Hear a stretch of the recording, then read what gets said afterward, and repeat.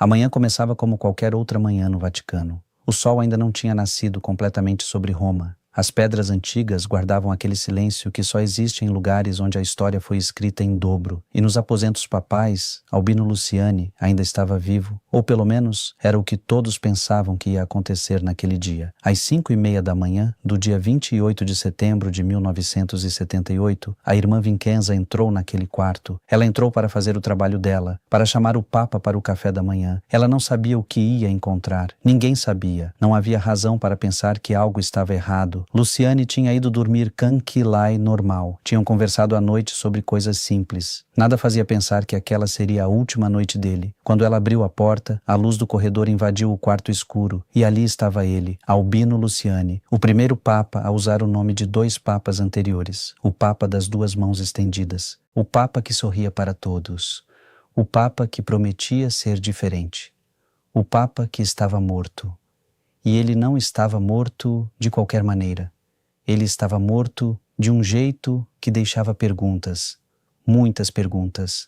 Perguntas que até hoje, quase 50 anos depois, ainda não tem resposta, ainda não tem investigação, ainda não tem paz. 33 dias. Esse foi o tempo que ele viveu como Papa, 33 dias no trono de Pedro. 33 dias que mudaram a história da Igreja. E também deixaram uma ferida que nunca cicatrizou, uma pergunta que nunca foi respondida de verdade, uma pergunta que pesa até hoje. Por que ninguém fez autópsia? Essa é a pergunta que não quer calar. Essa é a pergunta que os livros tentaram responder e não conseguiram. Essa é a pergunta que a Igreja nunca quis enfrentar. Quando uma pessoa morre em circunstâncias normais, quando um idoso de 66 anos tem um problema no coração, a medicina sabe o que fazer. Explica o que aconteceu, estuda o coração, analisa o sangue, busca evidências nos tecidos, procura venenos ou sinais de trauma, faz o trabalho que a ciência sabe fazer. Mas ali não buscaram nada. Não buscaram porque não deixaram buscar. E essa é a parte que assombra. Em menos de 12 horas depois da morte, o corpo de João Paulo I já estava embalsamado. 12 horas. Esse é o número que os historiadores e os investigadores não conseguem esquecer. Em menos de 12 horas, o corpo foi preparo para o velório, antes que qualquer investigador pudesse olhar de perto, antes que qualquer pessoa pudesse pedir respostas, antes mesmo que a família soubesse com detalhes o que tinha acontecido, antes que qualquer diocese, qualquer cardeal, qualquer pessoa do mundo pudesse dizer que queria uma segunda opinião. Tudo foi rápido demais para ser normal, rápido demais para não levantar suspeitas. O embalsamamento preserva o corpo, isso é verdade, mas também destrói evidências. Qualquer médico legista sabe disso.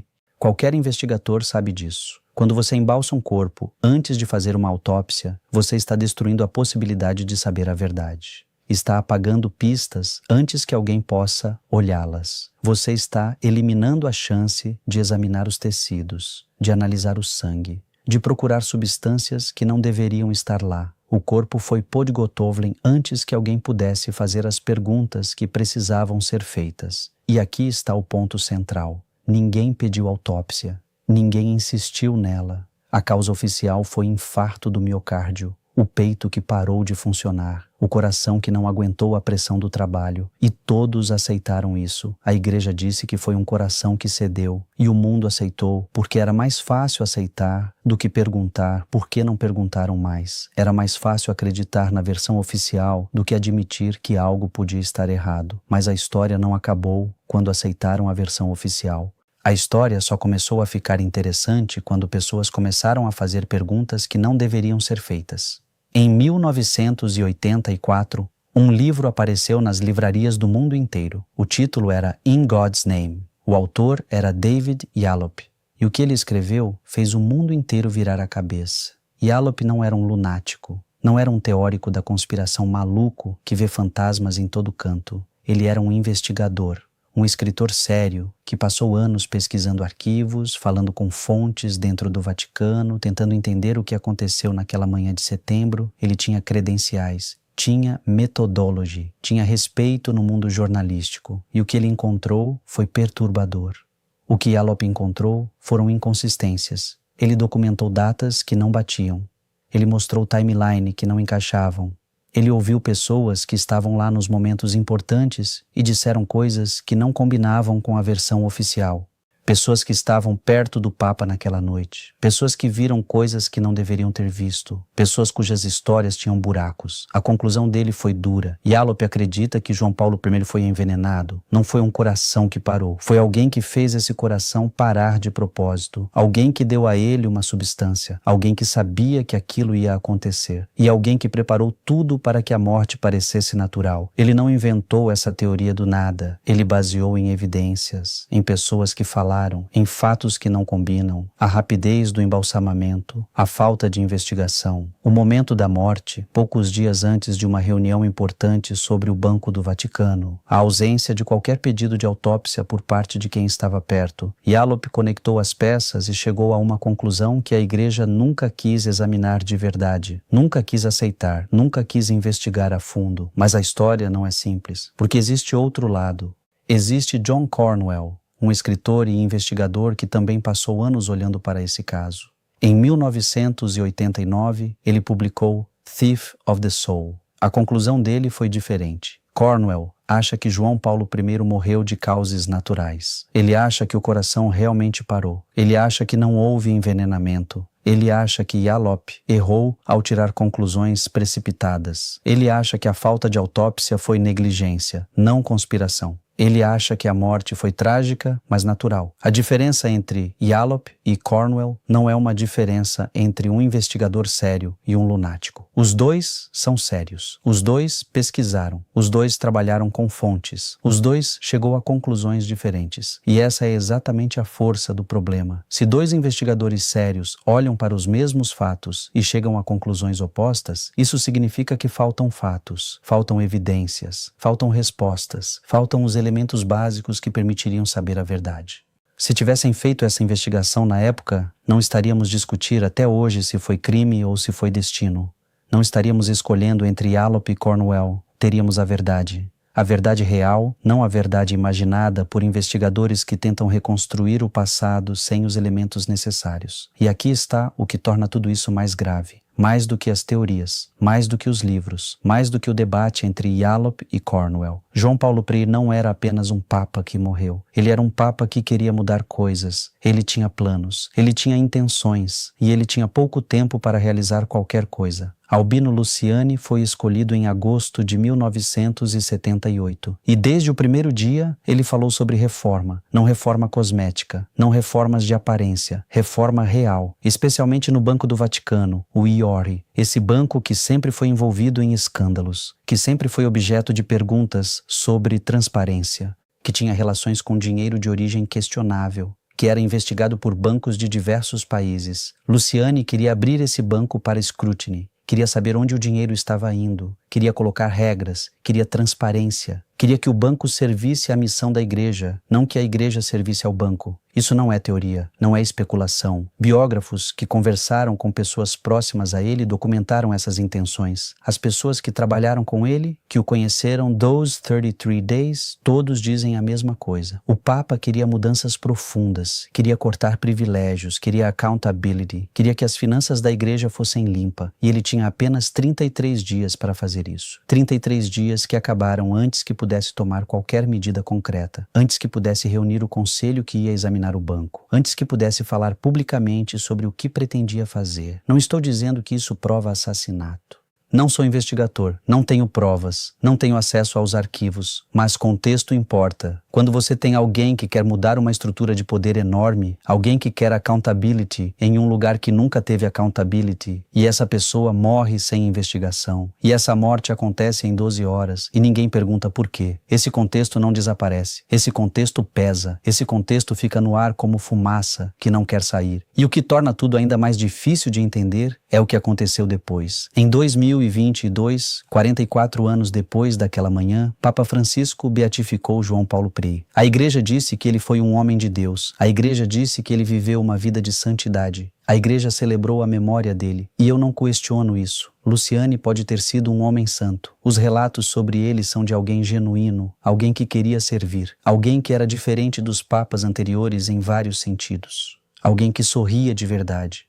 A beatificação é compreensível diante desses relatos. Mas a igreja celebrou a vida e nunca investigou a morte, nunca pediu perdão por não ter feito uma autópsia, nunca admitiu que poderia ter feito mais para saber a verdade, nunca abriu os arquivos para que investigadores independentes pudessem verificar. A instituição que beatificou também é a instituição que poderia ter investigado e escolheu não investigar. A pessoa que beatificou também é a pessoa que poderia ter aberto os arquivos e escolheu não abrir. E essa contradição não é pequena. Essa contradição é o tipo de contradição que faz pessoas duvidarem, o tipo de contradição que alimenta perguntas, o tipo de contradição que transforma uma fécia simples em uma fécia complicated. Isso não é apenas um problema histórico, isso é um problema espiritual, porque a igreja pede que você acredite nela, pede que você confie nela, pede que você siga ela, pede que você entregue sua fé a uma instituição de pessoas.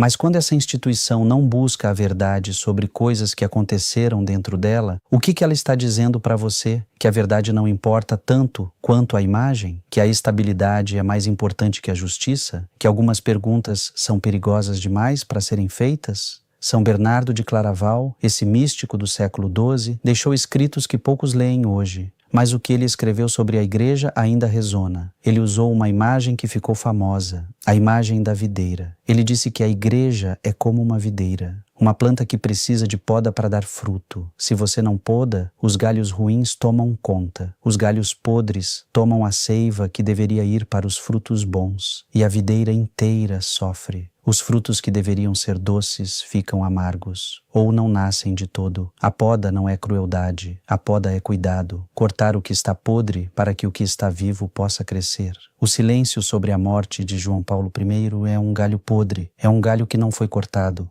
É um galho que ficou lá por quase 50 anos, drenando confiança, criando dúvida, fazendo perguntas crescerem onde não deveriam crescer perguntas, alimentando a suspeita onde deveria haver paz. E acredite em mim, eu sei o que é viver dentro de uma estrutura que tem galhos podres. Você os vê, você sabe que estão lá, mas nem sempre tem a coragem de falar sobre eles, nem sempre tem o poder de cortá-los. Mas sabe que precisam ser cortados, sabe que enquanto ficarem, a videira não vai dar o fruto que poderia dar, sabe que a seiva está sendo desperdiçada em lugares que não deveriam recebê-la. Maria é a mulher que ficou debaixo da cruz. Não desviou o olhar, não fugiu, não tentou entender de longe, não disse que preferia não saber, não disse que a verdade era perigosa demais, ficou ali, de pé, olhando o filho morrer. Essa é a imagem que eu quero deixar para você. Maria não desviou o olhar da verdade, mesmo quando a verdade era insuportável, mesmo quando doía olhar, mesmo quando era mais fácil fechar os olhos e aceitar o que estava acontecendo. Ela ficou ali,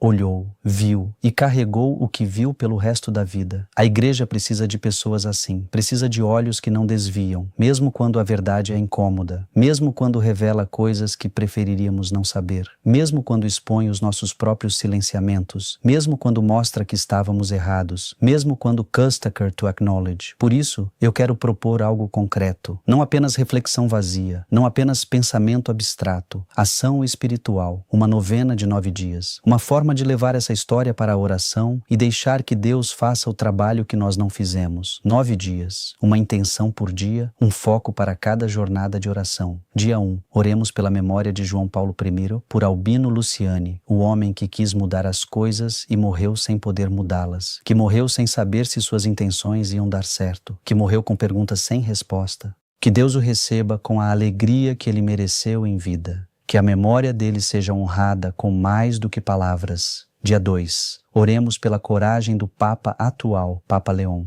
Que ele tenha força para abrir o que precisa ser aberto. Que ele tenha visão para ver o que precisa ser visto. Que ele tenha a humility de reconhecer o que a instituição falhou em fazer no passado. Que ele não cometa os mesmos erros de silêncio que foram cometidos antes dele. Que ele seja o Papa que finalmente enfrenta essa pergunta. Dia 3. Oremos pela pureza do IOR, pelo Banco do Vaticano, para que seja finalmente um lugar de transparência, para que seja finalmente auditado de verdade, para que o dinheiro que passa por lá seja dinheiro limpo, dinheiro que serve à missão, não que a corrompa, dinheiro que não precise ser escondido, dinheiro que possa ser mostrado ao mundo sem vergonha. Dia 4. Oremos pela coragem dos investigadores.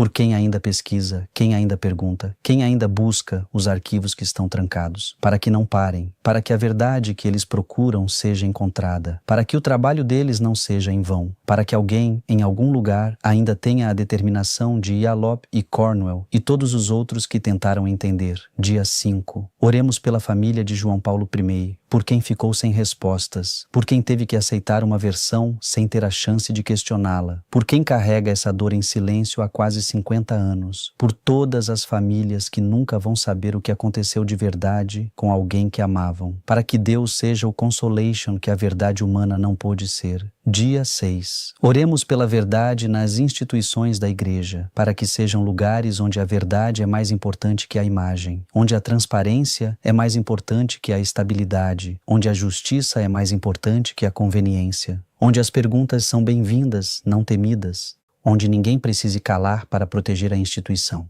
Dia 7. Oremos pelas vítimas de silêncios institucionais, para todos que sofreram porque alguém dentro da instituição calou, porque alguém preferiu proteger a estrutura em vez de proteger as pessoas, porque alguém escolheu o silêncio quando deveria ter falado, para que nunca mais o silêncio seja a resposta que uma instituição dá para quem sofre. Dia 8. Oremos pela conversão dos que calaram, dos que sabiam e não falaram, dos que viram e não actaram, dos que tinham o poder de pedir uma autópsia e não pediram, dos que tinham o poder de investigar e escolheram não investigar, para que Deus toque esses corações e dê a eles a graça de confessar, de limpar o que ficou sujo por dentro, mesmo que seja tarde, mesmo que a pessoa já tenha partido. A confissão não é só para quem ouve, é para quem confessa e pode trazer paz mesmo depois de muito tempo. Dia 9. Oremos para que nunca mais aconteça, para que nunca mais um papa ou qualquer pessoa da igreja morra sem investigação, para que nunca mais a verdade seja sacrificada pela imagem, para que o galho podre seja cortado antes que mate a videira, para que a próxima vez que alguém morrer de forma inexplicada, a instituição seja a primeira a pedir luz, a primeira a investigar, a primeira a aceitar a verdade, qualquer que seja. Você não precisa de uma fé perfeita, você precisa de uma fé verdadeira, uma fé que olha para a história e não desvia o olhar, uma fé que pergunta quando deveria perguntar, uma fé que aceita que a instituição é feita de pessoas e pessoas erram, mas que também acredita que a verdade no final tem mais poder do que qualquer silêncio. Que o silêncio pode durar muito tempo, mas a verdade dura mais. E no final, a verdade é o que liberta. Que Deus abençoe você, que Deus abençoe a igreja e que Maria, a mulher que não desviou o olhar, interceda por todos nós, para que tenhamos a coragem de olhar, para que tenhamos a coragem de perguntar, para que tenhamos a coragem de buscar a verdade, mesmo quando ela dói. Especialmente quando ela dói. Se você acredita que a verdade importa, se você acredita que essa história precisa ser conhecida, se você acredita que a igreja fica mais forte quando é honesta do que quando cala, então inscription above. Subscribe to this channel. Porque aqui a gente não desvia o olhar, aqui a gente pergunta, aqui a gente busca, e aqui a gente acredita que a verdade, no final, é mais importante que qualquer imagem que alguém queira proteger. Eu sou o Padre Fábio de Oliveira, e a gente continua. Sempre a gente continua.